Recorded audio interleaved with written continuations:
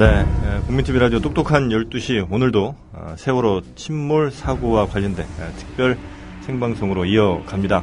자, 오늘 이 시간도 김용민 PD와 함께 진행을 1시간 동안 할 거고요. 여러 뉴스들 또 저희가 되짚어 보면서 과연 어떤 문제점들이 있었나 이런 것도 한번 분석해보는 시간 가져보도록 하겠습니다. 자, 어제, 그제 계속해서 저희가 좀 전해드렸는데, 이상한 점들이 참 여러 가지 계속 나오고 있는 것 같습니다. 특히 언딘이라고 하는 구조회사, 이번 순환구조를 거의 지금 해경 대신 맡고 있다. 순환 구조를 거의 다 이끌고 있는 회사, 이 청해진이랑 계약을 맺은 회사라고 하는데, 과연 이 언딘이라는 회사가 왜 순환 구조를 다 맡아 하면서 다른 민간 잠수부들은 못 들어오게 했는지, 심지어는 이 소방 헬기까지 뜨지 못하게 했는지, 이런 점들 우리가 좀 집중적으로 좀 살펴봐야 될 것 같고요. 특히 언딘이라는 회사 보니까 이게 그러니까 사람들 구조하는 전문이 아니라 침몰선 인양하는 게 전문인 회사라고 합니다. 그러니까 사업 내용들을 보면 선체 검사라든지 침몰선 인양, 해양 오염물 제거, 기름 유출 방제 이런 걸 위주로 하는 회사인데, 왜 이런 회사가 사고 초반부터 바로 이 해경까지도 이렇게 다 지휘를 실질적으로 하면서 순환구조를 다 담당을 했는지, 이것도 좀 밝혀져야 될 부분인 것 같고, 애초에 민관군 합동 수색조가 구성됐을 때 이 언딘이라는 회사는 해경과 계약한 회사로 알려졌습니다. 잠수사분들이 그런 얘기를 하더라고요. 자기들은 못 들어가게 하고, 맞습니다. 언딘 쪽에 고용된 잠수사들은 들어가게 해서, 아니 이게 어떻게 된 건가? 그렇다면 해경하고 계약한 곳이 아니겠는가, 이렇게 생각을 했는데, 따지고 보니까 이게 언딘이 계약한 곳은 해경이 아니라 사고를 일으킨 청해진 해운 맞습니다. 쪽이란 말이죠. 그래서 그 같은 보도가 노컷뉴스를 통해 나갔단 말이죠. 실종자 가족들이 대노하셨고요. 그렇게 해서 이주영 해양수산부 장관, 김석균 해양경찰청장이 있는 곳으로 몰려갔고, 그 양반들 아직도 거기 있습니다. 실종자 가족들 주변에 둘러싸여가지고. 하여튼 당연한 거죠. 실종자 가족들로서는 너무나 배신감이 느껴질 수밖에 어처구니 없는 일 아닙니까? 사고 낸 사람들이 계약한 회사가 구조까지 하고 있으니. 아니 그 사람들은 수사 대상이지. 그렇죠. 현재 이분들이 이 사태와 관련해서 수습을 할 당사자는 아닌 거예요. 맞습니다. 그래서 지금 일부 네티즌들 같은 경우는 이게 학살 사건이다 이렇게까지 얘기가 지금 나오고. 학살이죠. 아니 두 눈 뜬 가운데서 그냥 가라앉아가지고 맞습니다. 수장될 상황을 그냥 보고만 있었던 거 아닙니까? 어쨌든 사고 초반이 가장 중요한 순간 몇 시간일 텐데, 그때 당시에 이 언딘이라는 회사가 소방 헬기까지 오는 거를 막았다는 거예요. 그래서 과연 이럴 만한 권한이 있는 건지, 이게 이제 이런 법적 근거를 보니까 정부랑 직접 계약한 관계가 아님에도 불구하고 이 합동구조팀에 들어올 수 있었던 법적 근거가 2012년 이명박 때죠. 8월 전면 개정된 순환구호법에 의해서 이들이 이렇게 들어올 수가 있던 겁니다.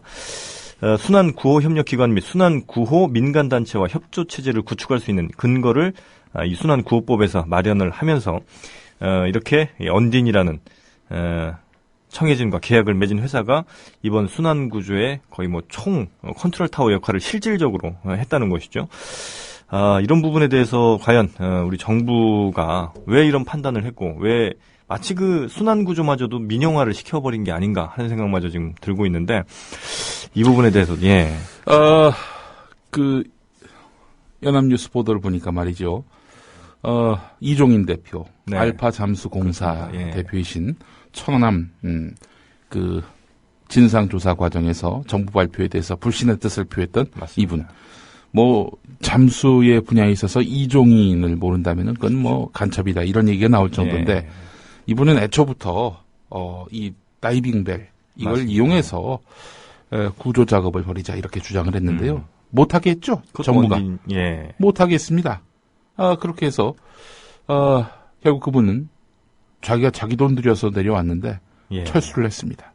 그러다 어제 다시 실종자 가족들이 해양수산부 장관, 해양경찰청장 주변에 몰려들어서 이종인 다시 불러라. 그러니까 결국 해양경찰청장이 전화로 다시 부른 거 아닙니까?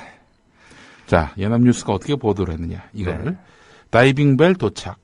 효율성과 가족의 뜻을 고려해 투입을 하도록 판단했다. 이 제목만 보면은 어떻습니까?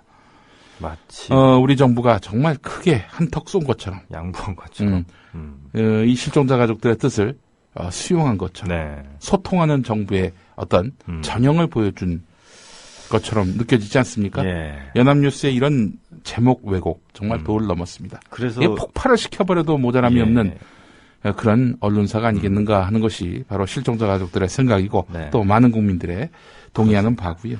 그래서 그 이상호 기자가 아주 일가를 했죠. 예. 이상호 기자가 했던 말 잘 아시죠?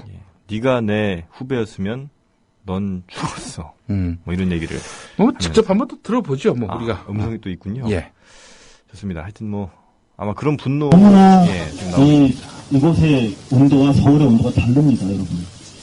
지금 서울에 계신 분들은 그냥 마음은 아프지만 우리 대한민국 정부가 잘 해주고 있다고 생각합니다. 언론 보도 때문에. 오후 3시 30분 연합뉴스에 따르면 제목이 이렇습니다.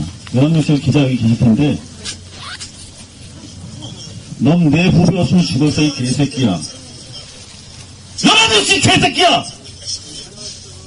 기사야, 이 새끼야. 어딨어, 연합뉴스?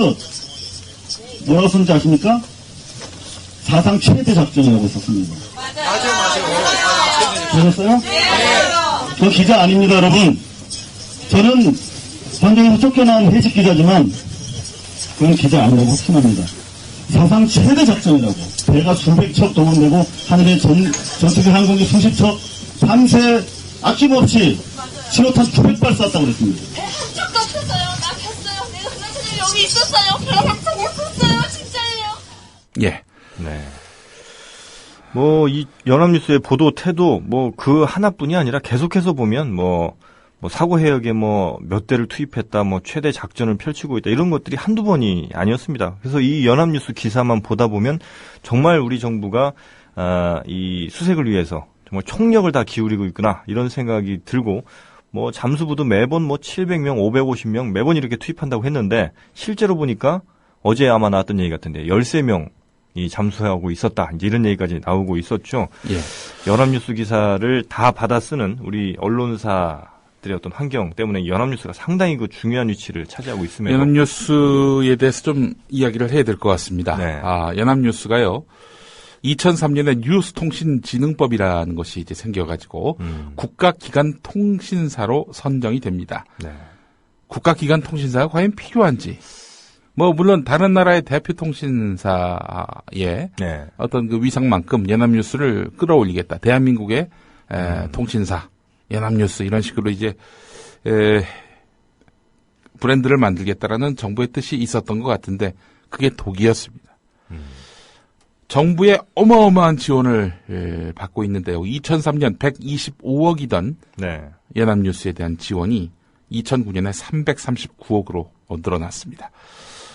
어떤 그 명목으로 이 연합뉴스에다가 돈을 주냐면요. 네. 구독료라는 명분입니다. 통신사의 기사들을 네. 구독한다는 명목으로 해서 정부 부처가 각 부처가 있잖아요. 이렇게 저렇게 모았더니 339억이라는 겁니다. 예. 이러다 보니까 천안함 사건 때는 정부 입장 그대로 맞습니다. 내보냈고요. 4대강 사업 그야말로 국토를 쓰레기장으로 만들어버렸던 그 4대강 사업에 대해서도 미화하기 급급했던 통신사가 바로 연합뉴스고요. 이번 국면에서도 보면은 정부에게 대통령에게 별 피해가 없도록 네. 이런 식으로 오도하고 있는 통신사가 바로 연합뉴스입니다.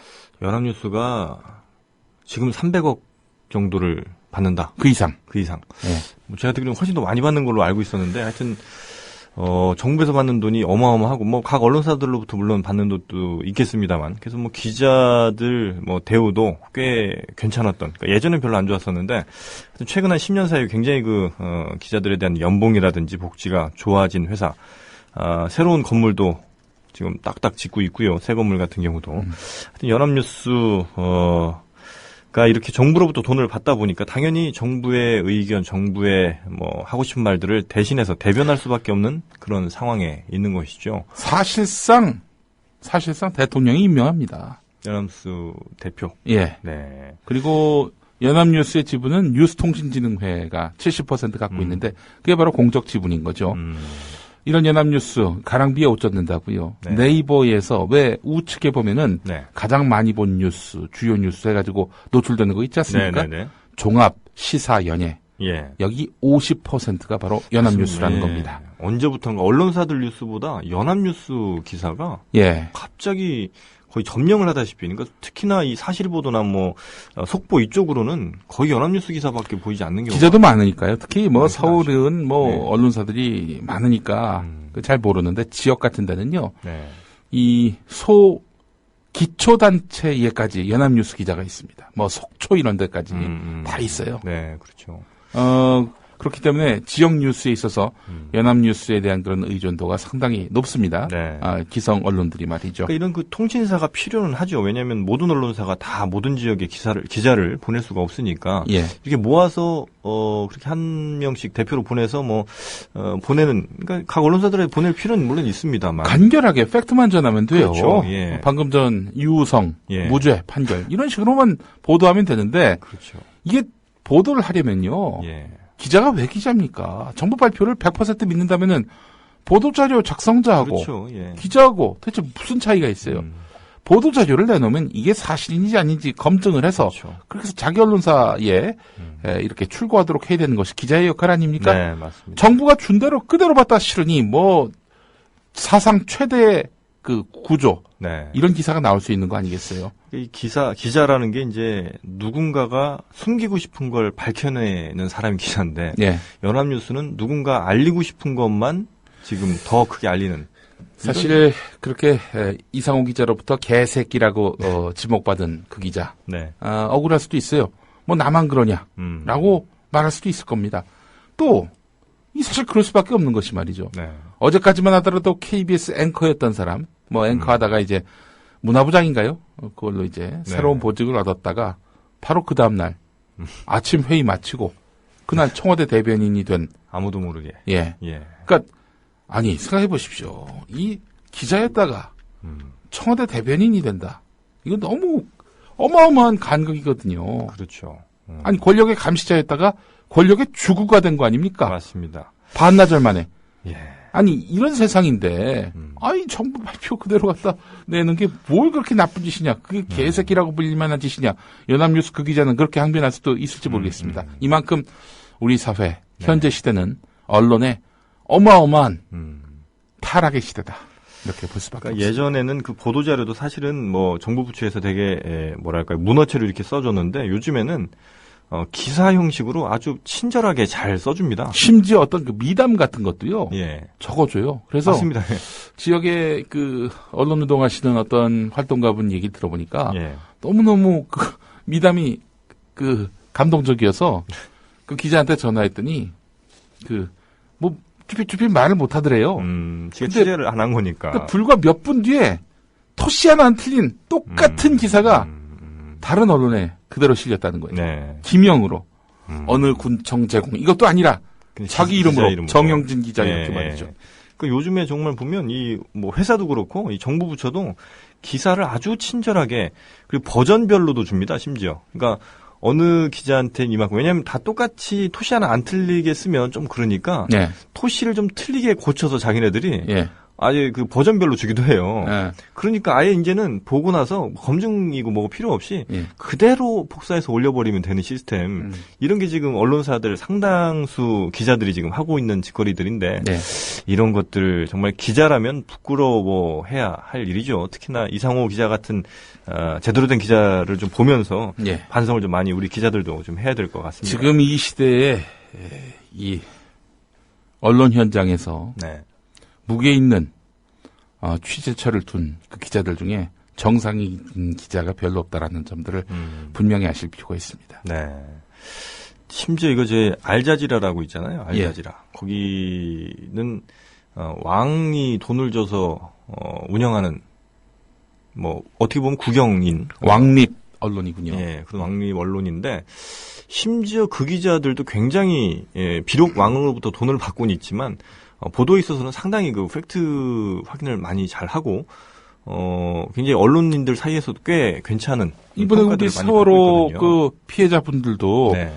알자지라 하고만 인터뷰한다고 그러잖아요. CNN하고만. 네. 국내 언론하고는 인터뷰를 안 한답니다. 하기가 싫으시겠죠. 당연히 이런 그 말도 안 되는 얘기해봐야 보도도 안 되고요. 네. 그 앞뒤 다 잘리고 절규하는 장면만 나간다는 거예요. 그리고 보도에 물론 그 방송 분량이 있기 때문에 네. 다 내보낼 수가 없다면 뭐 그래 절규하는 장면만 내보내더라도 그 기자가 리포트할 때 이 피해자들의 그 입장 이런 것들을 요약해서 보도할 수 있잖아요. 네. 그 보도 안 해요. 가족들은 절규하고 점점점. 이에 박근혜 대통령은 현장을 찾아 이들을 위로했습니다. 그리고 나서 나중에 박수 소리. 야. 이런 식으로 왜곡 오도를 하니까 이 2번 죽이는 거예요, 우리 실종자 가족분들을.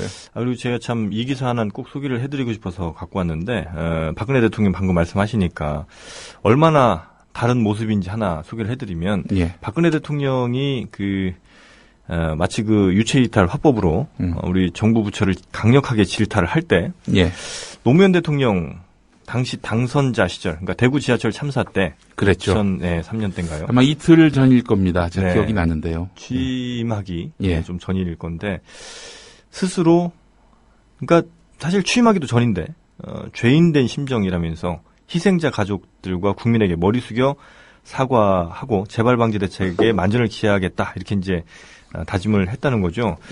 특히 국민이 불행한 일을 당하면 정치하는 사람들과 스스로 지도자로 칭하는 사람들은 스스로 이 죄인 느낌을 가지고 일을 대해 왔는데 내 심정도 그렇다라면서 하늘을 우러러보고 국민에게 죄인된 심정으로 사후 대처하겠다 이렇게 얘기를 했습니다. 정말 다른 모습이죠. 아니 훌륭한 게 아니에요. 이건 당연한 겁니다. 그렇습니다. 그렇게 해야 되는 거예요. 그런데 그런 모습을 이명박 혹은 박근혜 대통령으로부터는 너무 보기가 힘들었었죠. 이와 관련해서 이 부분을 오늘 한조간 신문 실린 칼럼에서 제가 우리가 간과했던 그런 논리를 발견을 했습니다. 이봉수 세명대 교수가 쓴 칼럼이었는데요. 대통령은 컨트롤 타워 부재를 지적하고 있다. 대통령 중심제에서 최고의 컨트롤 타워는 누굽니까? 대통령이죠. 그런데 컨트롤 타워가 없대요, 대통령이. 박근혜 대통령의 제3자 화법은 입헌군주제인 영국 여왕의 화법이다. 여왕은 권한이 없으니 책임을 남에게 돌려도 된다. 이런 얘기입니다. 저는 이 말씀을 듣고 나서 무슨 생각을 했냐면은 이분이 지금 자신이 대통령이라는 사실을 모르고 있구나. 망각하고 있구나. 전 이런 생각을 해봤습니다. 무능하고 무지하고 무책임한 거 이걸 떠나서 기본적으로 자기는 왕이다. 아버지의 가업을 계승한 왕이다. 이런 인식을 지금 머릿속에 갖고 있는 것이 아닌가. 그런 멘탈리티를 갖고 있는 것이 아닌가. 그런 생각을 해봤어요. 그러니까 오로지 권한만 행사를 하고 책임을 지지 않는. 우리 고상만의 수사반장이라고 국민 라디오에 아주 추천할 만한 그런 팟캐스트가 있는데 고상만 선생이 하신 말씀이 있어요. 1979년 10월 26일에 박정희가 총 맞아서 죽지 않았습니까? 그 이후에 박근혜가 뭐라고 했다고 합니까? 북한은요. 전방은요. 예. 아니 자기 아버지가 돌아가셨는데 아니 아버지는 지금 어디 계신가요? 누가 계실 수 있는 건가요? 이런 얘기를. 회복은 불가능하신가요? 이게 정상적인 사람의 머리 아닙니까? 그런데 박근혜는 전방은요라고 얘기했단 말이죠. 보수 진영에서는 이걸 엄청나게 띄워줍니다. 뭐라고 띄워주느냐? 이 자나깨나 국가관이 투철하다. 이런 식으로. 그런 사람이기 때문에 당연히 대통령이 돼야 한다. 이런 논리를 폈는데 고상만 선생은 아주 색다르게 해석하더라고요. 전방은요 라는 말 속에는 아버지가 돌아가셨다면 다음 대는 자기가 이어가는 것이다. 이런 인식이 깔려 있는 것 아니겠는가. 그런 판단을 하더라고요. 자기가 나라를 물론 이제 나라 걱정을 할 수는 있겠습니다만 아버지 걱정이 앞서서 나라 전방 이 안위를 걱정을 했다는 거예요. 그거는 이게 도무지 이해가 안 가잖아요. 정상적인 사람이라면. 예. 네. 사실 이 부분에 대해서 정말 말씀하신 것처럼 보수 언론들 혹은 뭐 자칭 보수를 참 칭하는 사람들은 국가관이 정말 아주 특출나고 이 국가와 자신을 거의 뭐 동일시하는 이런 이야기들을 많이 했었는데 그 국가관이 투철했다기보다는 자신의 어떤 그 권력에 대한 자신도 모르는 의지, 욕구 이런 것들이 표출된 말일 수 있다. 전두환에 대해서 추징했잖아요. 예. 마당까지 파가지고. 네. 그거는 쇼가 아니라 진심 어린 전두환에 대한 분노. 그러니까 박근혜가 정치하면서 말이죠. 네. 전두환을 딱 한 번 만났다고 합니다. 자기를 사형에 처하려고 했던 그런 전두환을 네. 여러 차례 만났고 심지어 용서까지 한 김대중 대통령과 비교해 보면은 너무나 다르잖아요. 왜 그러냐면은 박근혜는 정말 전두환을 증오하는 거예요. 왜냐? 아버지의 가업인 대통령을 자기가 해야 되는데 전두환이 해먹으니까 그렇죠. 여기 격분한 거 아니냐. 이게 바로 고상만 선생의 해석입니다. 그러니까 아버지가 그렇게 예뻐했던 전두환인데. 네. 네가 감히 우리 가문의 업을 이렇게 슈킹을 하느냐. 이게 바로 이 박근혜의 분노라는 겁니다. 그러니까 지금 이 자기 잘못으로 벌어진 일들 아닙니까? 뭐 말씀드리자면은 어제도 소상히 설명드렸지만은 네. 자기가 안전 챙긴다고 그러면서 안전 방기했잖아요. 그렇죠. 예. 그것도 위기관리 시스템 만들어 놓는다고 해놓고는 위기가 나니까 뭐 이건 무슨 사고 발생 열흘이 지나도록 헤매고만 있고 네. 완전 자기의 어떤 통치 부재. 저는 오늘 국민의 네.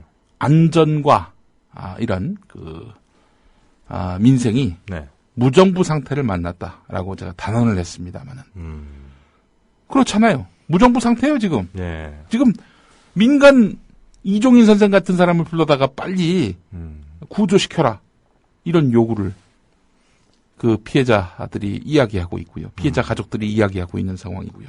이런 걸 보면은 네. 이 박근혜 대통령은 자기가 대통령이 아니라 아버지의 그 가업을 이어받은 여왕이다. 이런 생각을 하고 있는 것 같아요. 대통령도 뭐 박정희도 왕이었잖아요. 그렇죠. 사실 뭐 예. 왕이었죠. 이런 발상이기 예. 때문에 이 컨트롤 타워가 없다는 이야기, 대통령의 이런 이야기는 굉장히 맥락이 있는 것이다라는 지적입니다. 뭐 방금 말씀하신 것처럼 그 국민들이 지금 안오미 상태에 빠진 무정부 상태에 빠진 거가 또 하나 드러나는 게 굉장히 불안해들 많이 하고 계시고 지금 1호선 서울역에서 엘리베이터에서 뭐 연기가 조금 났는데 상당히 많은 분들이 지금 또 거기 불안을 느끼신다는 거예요. 그런 사고가 네. 날 수가 있겠죠. 뭐 기계가 완벽합니까? 그렇죠. 근데 문제는 뭐냐면요. 공포라는 게 이런 거 예. 아닙니까? 무슨 사건이 터져서가 아니라 그 사건 이후 앞으로의 전망이 불투명할 때 그래서 공포가 극대화되는 거 아니에요. 그러니까 내가 지금 물에 잠긴단 말이야. 그래도 걱정이 안 되는 건 뭐냐면은 어른들이 오겠지 하는 그런 믿음. 네. 곧 학생들은 그런 믿음을 가졌을 거 아니에요. 그래서 신고도 했던 것이고. 네. 근데 어른들은 안 왔고 결국 배는 가라앉았고 맞습니다. 아이들은 수장됐고 이런 국면. 그러니까 앞으로 내가 지금 이 위기 상황에서 누구도 나를 도와주지 않을 것이다라는 생각이 드는 순간 그때부터 어마어마한 공포에 질리게 되는 것이죠. 공포. 그러니까 작은 사고만 보더라도 여기서 내가 죽을 수도 있다. 아무도 날 도와주지 않으러 올 수도 있다. 이런 생각들을 이제 할 수밖에 없는. 그렇죠. 이게 이런 상황. 알아서 잘 사십시오 말고는 답이 없는 그런 정권 아닙니까? 지금. 예.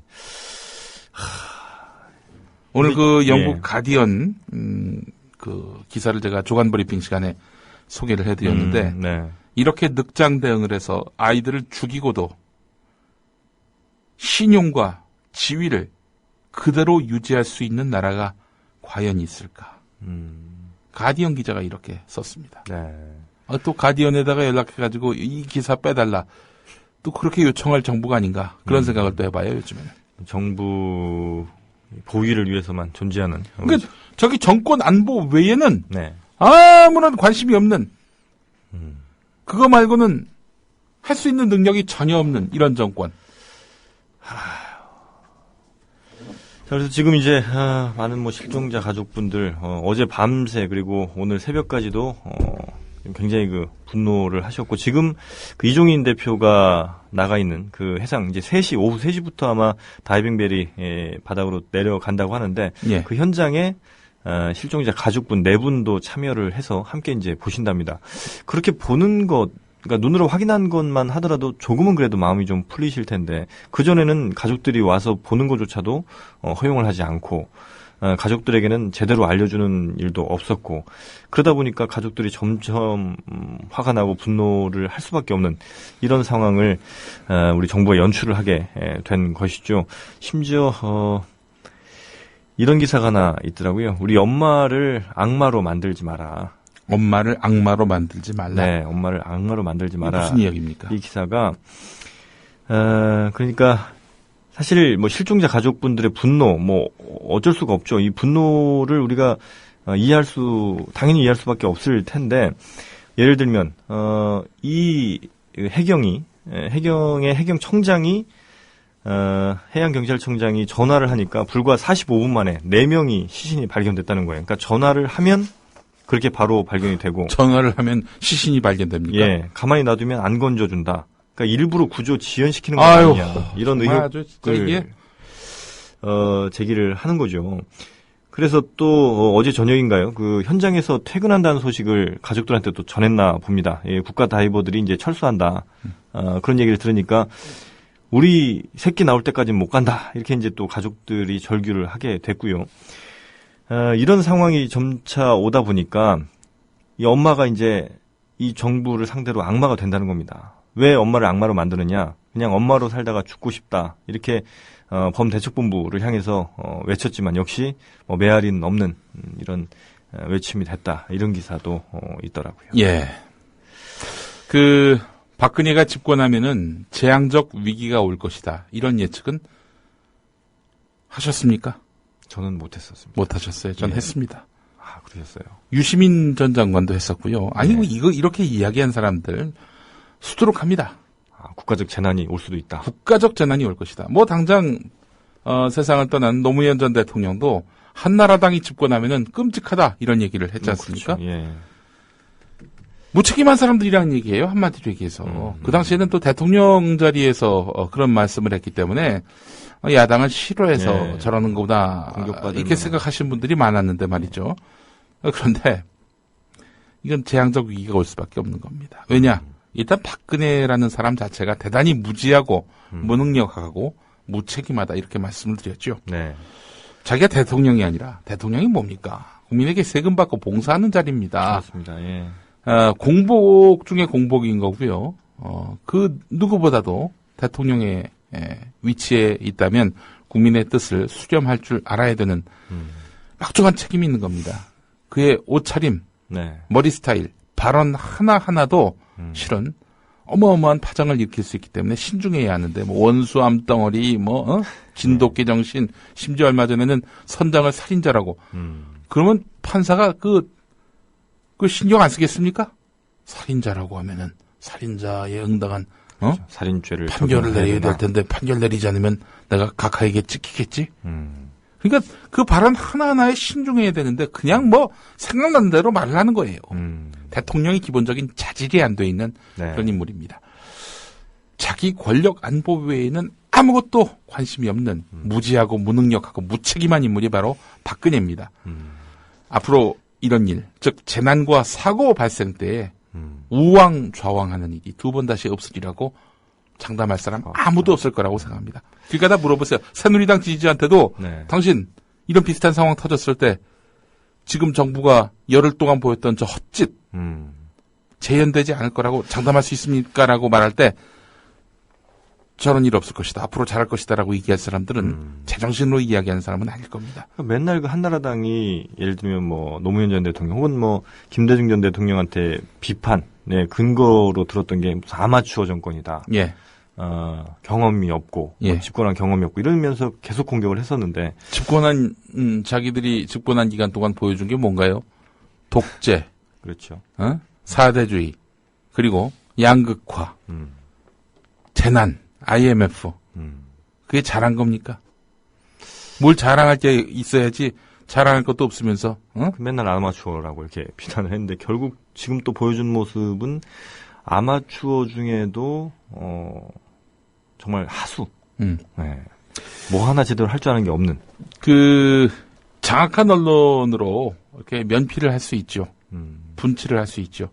정부에게 불똥이 튈 만한 그런 내용의 보도를 안 하면 되는 겁니다. 그러니까 지금 이 보수 언론과 종편, 지상파 방송 뉴스를 보게 되면은 네. 유병헌 씨, 그리고 해수부 마피아, 그리고 한국 선단인가? 한국 선급. 선급. 예. 여기에 집중돼 있지 않습니까? 맞습니다. 예. 이게 또 게다가 여기에다가 또 실종자, 또 유가족들, 이분들 오열하는 모습, 안타까워하는 모습 이런 것들을 사연들, 집어넣어서 예. 이런 것들만 보도하니까 박근혜의 책임은 완전히 화면에서 실종이 됐어요. 예. 박근혜 대통령이 뒤에서 참 열심히 하는구나 이런 인식을 심어주게 하는 그런 여러 가지 깔때기성 기사들 네. 또 덧붙이고요. 이게 기자들이 정말 그거에 대해서 인식을 전혀 못하는 것인가. 제가 어제 모 메이저 언론사의 기자분과 잠깐 얘기를 할 시간이 있었는데 예. 아니다. 사실은 기자들도 그걸 느끼고는 있다. 그런데 그런 기사나 아이템들을 올리면 데스크에서 잘린다는 거예요. 그러니까 이게 사실은 정말 근본적인 문제부터 따져가자면 이 정부 데스크한테 잘리면은 네. 가만히 있어야 되는 겁니까? 사실 기자는 그러면 안 되는데 노조라는 네. 조직을 통해서 노조 안에 어느 언론사든 공정보도위원회가 있습니다. 네. 이런 거를 통해서 항의를 하게 해야죠. 시스템을 움직이도록 해야죠. 그마저도 안 하고 에이 뭐 채택이 안 되니까 뭐 할 수 없지 이렇게 한다든지 아예 뭐 내봐야 채택 안 될 게 뻔하니 괜히 냈다가 눈총만 받느니 안 내는 게 낫겠다. 자기 검열을 이렇게 하는 기자도 많은 것 같고.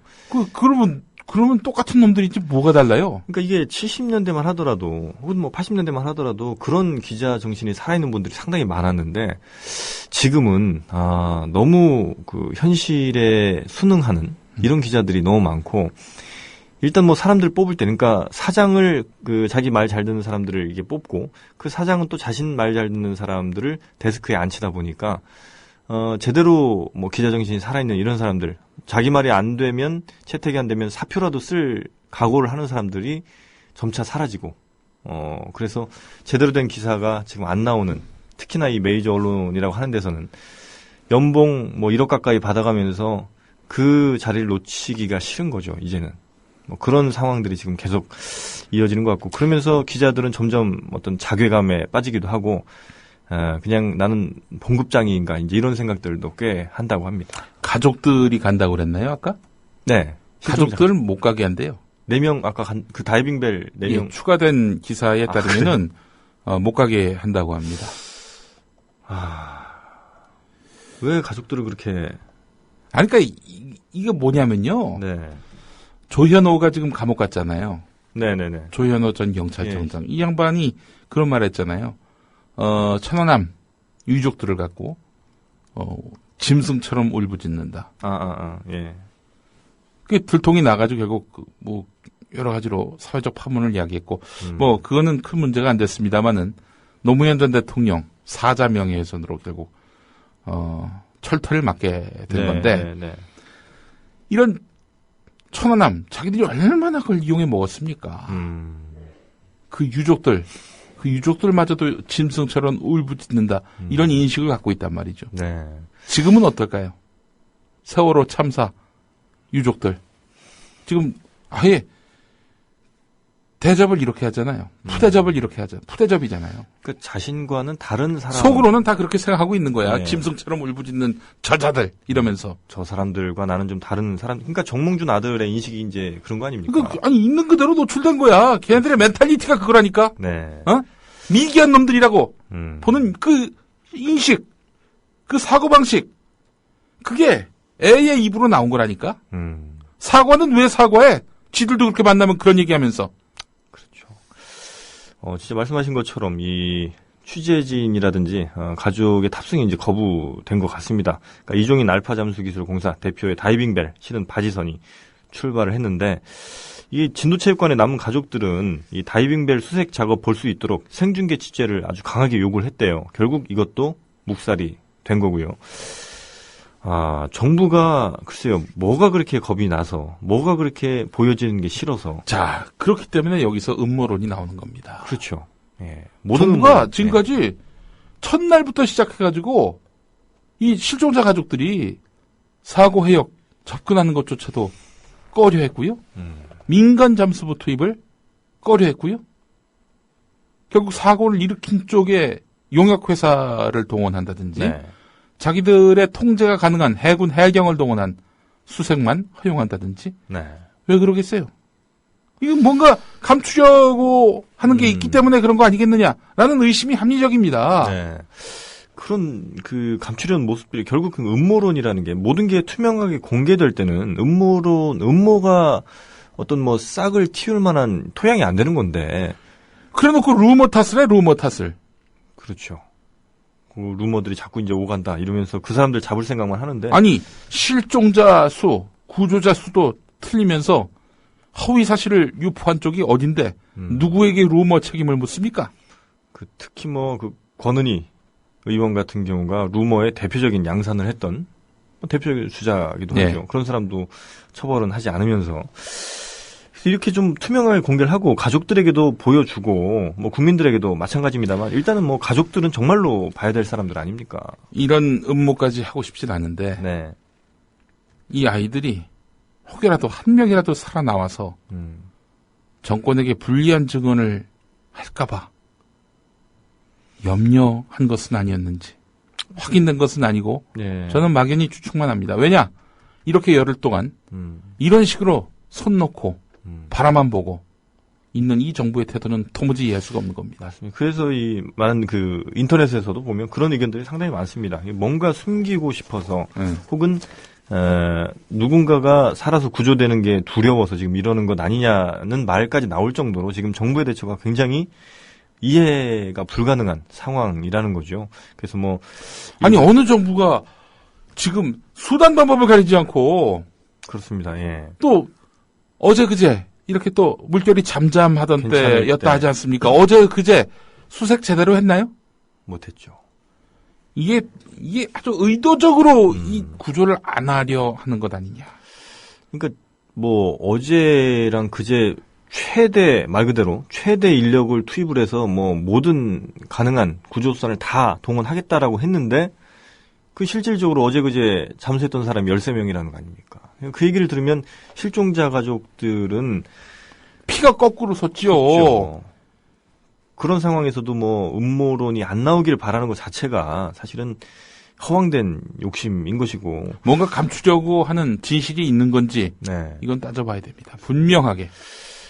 수상한 점들이 한두 가지가 아니라 특히 한겨레에선 보니까 이 언딘 관련된 한 6가지 의문들 그러니까 UDT가 아닌 그러니까 UDT 출신의 아주 뛰어난 잠수사들도 많은데도 불구하고 이 언딘을 왜 이렇게 언딘에 매달렸는지 이런 6가지 또 질문들 주기도 했는데 6가지 간단하게만 소개를 좀 해드리면 언딘이 독점한 이 구조 작업이라든지 또 UDT나 해경이 아니라 왜 언딘에서 이걸 주도를 했는지 또 정부가 순환 구조마저 이 민영을 한 건 아닌지 그리고 언딘이 주도한 이 수색 구조 작업 정말로 혼선투성이었는데 이걸 해경이라든지 정부는 왜 손 놓고 있었는지 혹은 언딘이 전문성이 있는 업체이긴 한 건지 이런 점들에 대해서 의문을 제기하고 있습니다. 언딘이란 회사가 도대체 우리 순환 구조를 이렇게 담당할 수 있는 업체인지 이거 한번 정말 이 사고가 지나가고 나면 분명히 좀 밝혀야 될 것 같습니다. 정말 분노를 금할 길이 없습니다. 네. 오늘 조선일보의 최보식 선임 기자가 이런 말을 했네요. 이런 무능한 정부라면 문을 닫아도 괜찮지 않을까. 굳이 우리가 세금을 내서 유지할 필요가 있을까. 예. 그러니까 우리가 세금을 내는 게 우리의 안전 이걸 국가에 대신 좀 맡기는 거 아닙니까? 어마어마한 장비 들여서 인력 동원해서 나를 어려울 때 도와달라라고 해서 세금을 내는 거 아닙니까? 제가 보험금에 비유하지 않았습니까? 예.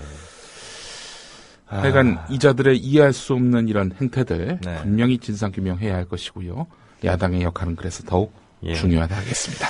자, 이번 주 한 주 내내 아마 안타까운 소식들만 들으시면서 굉장히 화가 나신 분들 많으실 겁니다. 또 슬픔에 빠진 분들도 많으실 텐데 그 슬픔을 정상적인 정부가 들어서는 그 에너지로 좀 전환할 필요가 좀 있는 것 같고요. 자, 오늘 저희는 여기까지 하겠습니다. 다음 주에 다시 찾아뵙겠습니다.